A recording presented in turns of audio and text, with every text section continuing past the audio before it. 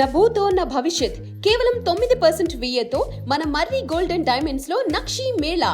Marri gold and diamonds, KPHB metro station, Hyderabad. Breaking news. Telangana రాష్ట్ర police bus గా బాధ్యతలు స్వీకరించనున్నారు CV Anand. కాసేపట్లో తెలంగాణ డీజీపీగా బాధ్యతలు చేపట్టనున్నారు.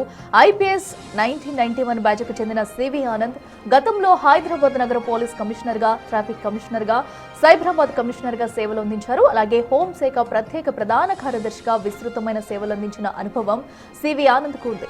గతంలో మావోయిస్టు ప్రభావిత ప్రాంతాల్లో కూడా పనిచేశారు.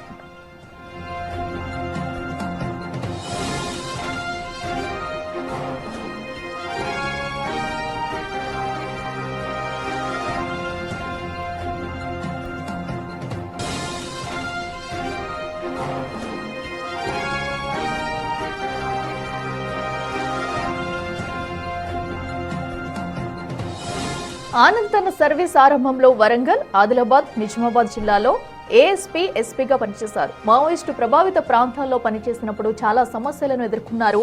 ఆయుధ సరఫరా గొలుసును అడ్డుకోవడంలో, యువతను తీవ్రవాద ప్రభావం నుంచి దూరం చేయడంలో కీలక పాత్ర పోషించారు. గతంలో director general, anti corruption bureau, special chief secretary, హోంశాఖలో పనిచేశారు. ఆయన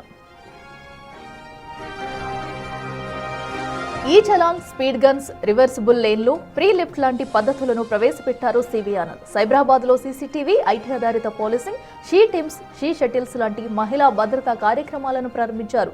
పబ్లిక్ డిస్ట్రిబ్యూషన్ సిస్టమ్, ఆధార్ ఆధారిత రేషన్ వ్యవస్థ, GPS ట్రాకింగ్, ఆన్లైన్ చెల్లింపులు ప్రవేశపెట్టి రాష్ట్రానికి 2000 కోట్లు ఆదా చేశారు. ఆయన అందించిన సేవలకు గాను police medal for gallantry, president police medal for distinguished service, police medal for meritorious service అవార్డును అందుకున్నారు.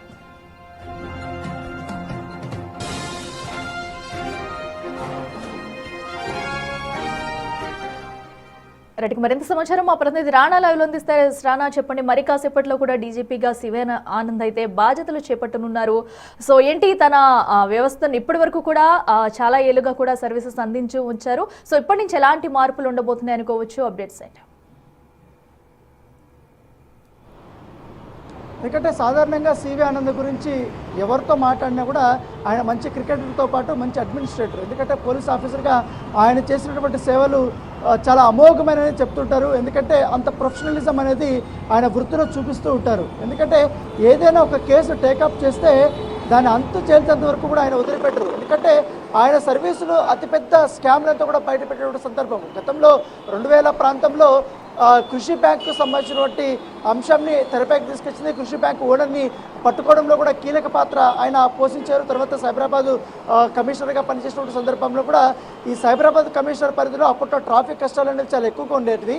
సో ఆ ట్రాఫిక్ కష్టాలకు సంబంధించి సపరేట్గా ట్రాఫిక్ పాలసీని కూడా అప్పుడు తీసుకొచ్చినటువంటి సందర్భం.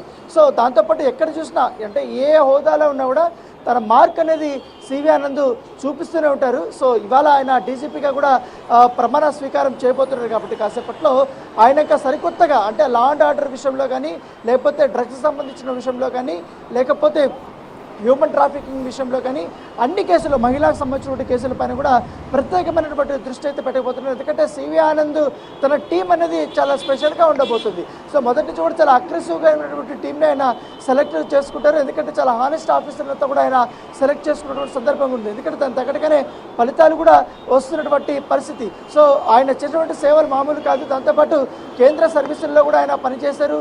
తర్వాత హైదరాబాద్కి వచ్చారు. హైదరాబాద్ కమిషనర్గా కూడా ఆయన పనిచేశారు. దాంతోపాటు ఇక్కడ హోం శాఖ సెక్రటరీగా కూడా ఆయన ప్రస్తుతం పనిచేస్తున్న పరిస్థితుల్లో ఇప్పుడు తాజాగా నూతన డీజీపీగా కూడా ఆయన నియామకం అనేది పోలీసు వర్గాల్లో చాలామంది హర్షాతిరేకాలు చేస్తున్న పరిస్థితి కాబడుతుంది. సో ఇవాటి నుంచే తన మార్క్ అనేది పాలనలో చూపెట్టబోతున్నారంటూ కూడా ఇప్పటికే పోలీస్ బాసులు సంబంధించిన వారందరూ కూడా మాట్లాడుకుంటున్నటువంటి పరిస్థితి ఏర్పడుతుంది. ఎందుకంటే చాలా నిక్కచ్చిగా ఉంటారు ఫీల్డ్లో కూడా.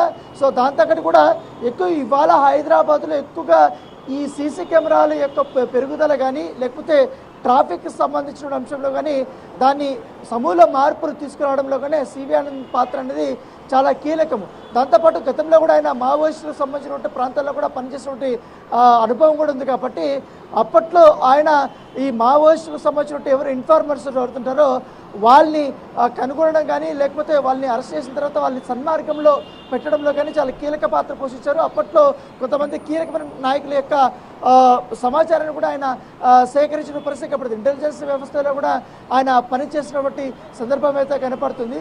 సో చూడాలి ఇవాళ నుంచి కూడా తన మార్పు ఎలా ఉండబోతుంది ఏంటనేది కూడా, ఎందుకంటే దాదాపు 2.5 సంవత్సరాల పాటు కూడా ఆయనకి పదవీ కాలం ఉండబోతుంది కాబట్టి 2.5 సంవత్సరాల తర్వాత ఆయన రిటైర్మెంట్ ఉండబోతున్న నేపథ్యంలో ఈ 2.5 సంవత్సరాల పాటు కూడా చాలా యూజ్ చేసుకోబోతున్నారు. ఆయన అన్ని డిపార్ట్మెంట్ల పైన కూడా తన మార్క్ అనేది ఉండేలా కూడా చూసుకోబోతున్నట్టుగా మనకు సమాచారం వచ్చింది. దాని దగ్గరకనే యాక్చువల్గా ఇవాళ ఆయన ప్రమాణ స్వీకారం ఉంది.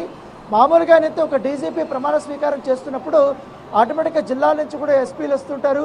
దాంతోపాటు ఇక్కడ సిటీలో ఉన్నటువంటి అందరూ డీసీపీలు కానీ ఏసీపీలు కానీ ఐపీఎస్ క్యాడర్లో ఉన్నటువంటి వారందరూ కూడా వచ్చి పుష్పగుచ్చాలు ఇచ్చి అభినందనలు తెప్పిస్తారు. కానీ నిన్న మాత్రం ఆయన చాలా క్లియర్గా చెప్పారు, సో అందరూ కూడా జిల్లాలకు వెళ్ళిపోండి, మరి అందరూ మీ జిల్లా ప్రాంతాలకు వెళ్ళి అక్కడ రిపోర్ట్ చేయండి, తర్వాత మరొక రోజు నేను పిలుస్తాననేసి కూడా ఆయన చెప్పారు. సో అంటే హడావుడి ఎక్కువగా మీరు చేయొద్దనేది కూడా ఆయన పాయింట్.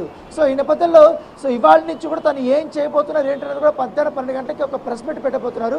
ఆ ప్రెస్ మీట్లో ఎలా ఉండబోతుంది అనేది కూడా చాలా క్లియర్ కట్గా ఇవాళ అయితే చెప్పబోతున్నారు సివి ఆనంద్. సో సివి ఆనంద్తో పాటు ఇవాళ మల్కాజిగిరి సిపిగా కూడా సుమతి మొదటిసారి ఆమె కమిషనర్గా కూడా ప్రమాణ స్వీకారం చేయబోతున్నారు. సో దాంతోపాటు ఇటు ప్యూర్ సిటీ అంటే దీనికి సంబంధించి మరొక ఫ్యూచర్ సిటీ ఉంది కాబట్టి ఫ్యూచర్ సిటీ కమిషనర్గా కూడా ప్రమాణ స్వీకారాలు ఇవన్నీ కార్యక్రమాలు ఉంది కాబట్టి సో చాలా బిజీగా ఉన్నాయి. సో ఇవాళ ఆయన ప్రమాణ స్వీకారం చేసిన తర్వాత డైరెక్ట్గా ముఖ్యమంత్రిని అయితే ఇవాళ కలవబోతున్నారు. Right Rana, thank you.